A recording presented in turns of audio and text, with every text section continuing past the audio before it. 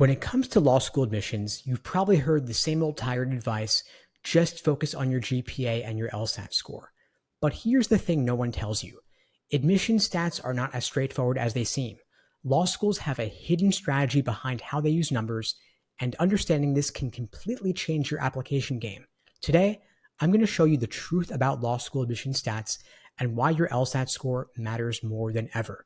First, for those who don't know me, I'm Steve Schwartz, the founder of LSAT Unplugged.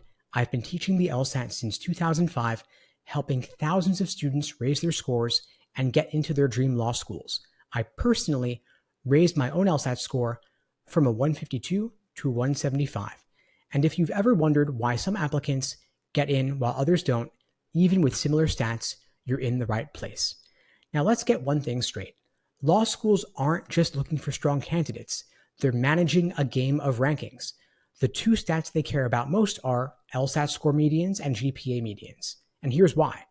Rankings like US News heavily weigh these medians. A tiny bump in either median can boost or tank a school's ranking. These numbers also shape a school's reputation. A higher median LSAT and GPA attract more applicants and can even influence alumni donations.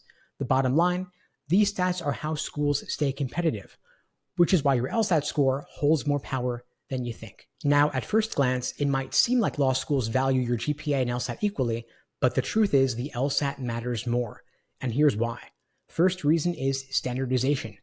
GPAs can vary wildly based on your school, your major, or even individual professors, because of course, there's grade inflation. But the LSAT is a consistent standardized test, giving schools a clear way to compare applicants. The second big factor is the LSAT's predictive power. Studies do show that LSAT scores are a strong predictor of first-year law school grades, as well as bar exam performance. Schools use the LSAT to make sure they're accepting students who can handle the rigor of law school and eventually pass the bar, because if bar passage rates fall too much, the schools jeopardize their ABA accreditation. The third big factor is the rankings. Law schools can strategically adjust their medians. For example, they might choose to admit a few high LSAT, low GPA applicants to balance the class while maintaining competitive medians. Now here's the secret no one talks about. Law schools use specific concrete index formulas to weigh your LSAT and GPA, and the weighting is not equal. Schools typically weigh the LSAT more heavily to maintain competitive rankings in US News. And this is why understanding law school's priorities can give you a significant edge. Your LSAT score will be your best chance to stand out, and so here's how to make it work for you. First, look up the medians for your top choice schools and aim for a score that is above their 75th percentile. Second, if your GPA isn't ideal, know that a strong LSAT score can compensate. I've seen students with sub 3.0 GPAs get into top 20 schools thanks to their great performance on the LSAT. And of course, know that you can retake the LSAT if you need to. Schools only consider your highest LSAT score on record. They do not average multiple scores, so if you don't hit your target, you can retake the LSAT.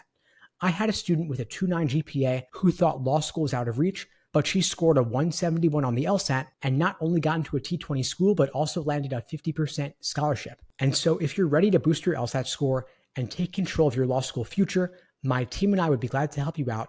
We offer live online classes via Zoom, on-demand video courses, small group coaching, and one-on-one coaching to help you hit that 170 plus LSAT goal. You could check out the links below to book a call with me and my team. We'd be glad to help you out. Now, some applicants make the mistake of thinking their work experience or their personal statement can make up for a low LSAT score, but here is the harsh reality.